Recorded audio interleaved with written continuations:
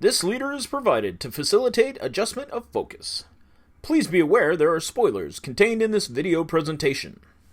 Who can start off at a wedding, end in Vietnam, throw in drug addiction and it makes me want to scram. The Deer Hunter can, the Deer Hunter can. Deer Hunter came out in 1978 and it was directed by Michael Cimino. It won Best Picture, Supporting Actor, Director, Sound, and Editing, and was nominated for Actor, Supporting Actress, Writing, and Cinematography.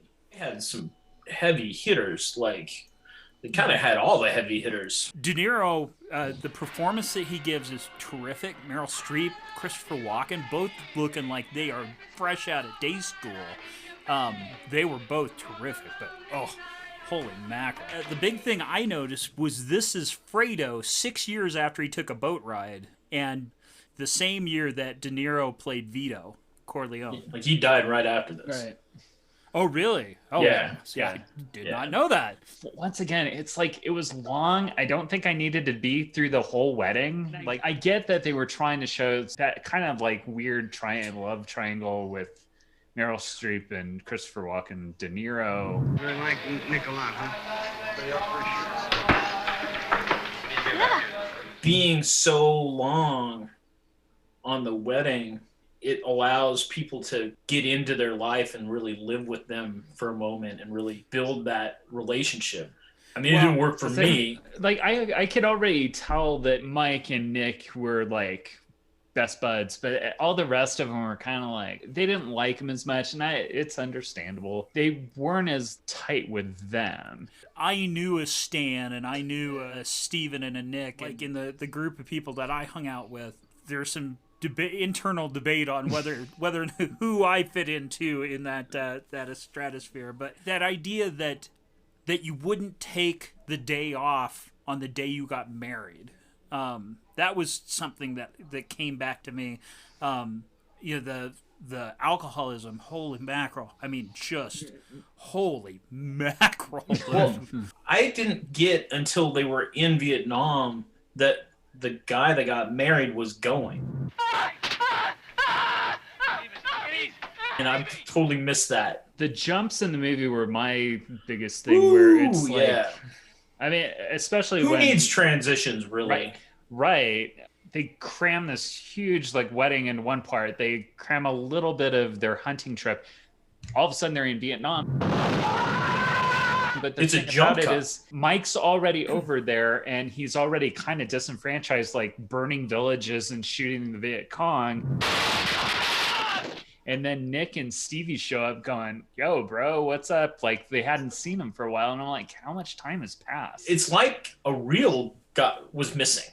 Right. Like, I mean, it was like, I felt like there's something missing there. And then when Mike takes Stevie out of the VA and he's back in Vietnam again looking for Nick, there needed to be like a dialogue with Meryl Streep saying, hey, look, we had some bad stuff. Like, war is not good. We had bad stuff. I'm going to go get Nick back. Linda, I just want to say how sorry I am about Nick. Dead or alive. And just to have something kind of, because it felt like really kind of weird to kind of. Well, and I feel think like to some degree that you could make a defense of that. That's one of the things that changed about war, is that idea that you could be in Philadelphia and the next day be in the jungle shooting at people.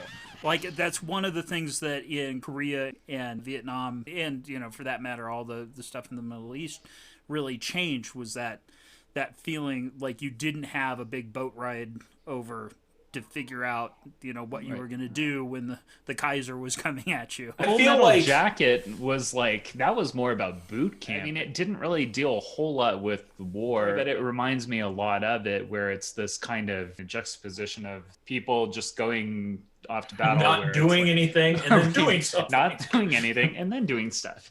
As far as him going back to Vietnam, I felt like Meryl Streep, her character was such a throwaway Right, and I think it could have been more. But I think that he was disconnected from her in a way that, like, he wouldn't necessarily tell her that he was going back. That idea that he didn't want the party when he came back, that's something that I've read a couple articles about, that you know, what do you do if somebody's throwing you a party for something that you're not proud of? Yeah. You know, I do think that that was one note that I think they hit really well.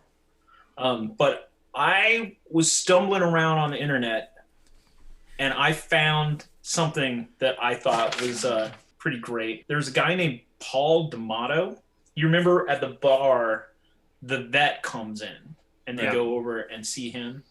Jerry, give the man a drink. That guy, who's also featured in Slapshot, that guy was the model that they built Wolverine on. I just watched something else that was talking about that. Yeah, nice. So that was There was no ukulele in this movie, but there was an accordion. There was. Yeah. I don't think I would recommend this to anyone. There were like good parts. That part with, I mean, it's unfortunate, but that part in where they're actually doing it, Robert De Niro just getting mad at like the actual Viet Cong that are like making him do that. He is a badass. Like he doesn't even care, but he has a plan. It was like the Russian movie, only with more disturbing violence. Yeah. I don't know that I would suggest this to anybody. I wouldn't sit down and watch it. Like, I know we were watching it for this, but if it were like, should I watch today? Deer Hunter, yes. Deer Hunter or Up? Let me check. I think I'll do the Deer Hunter. I think I'll go outside. But I think I'll stare at the wall. Stare at the walls. Stare at each other. Nothing to do.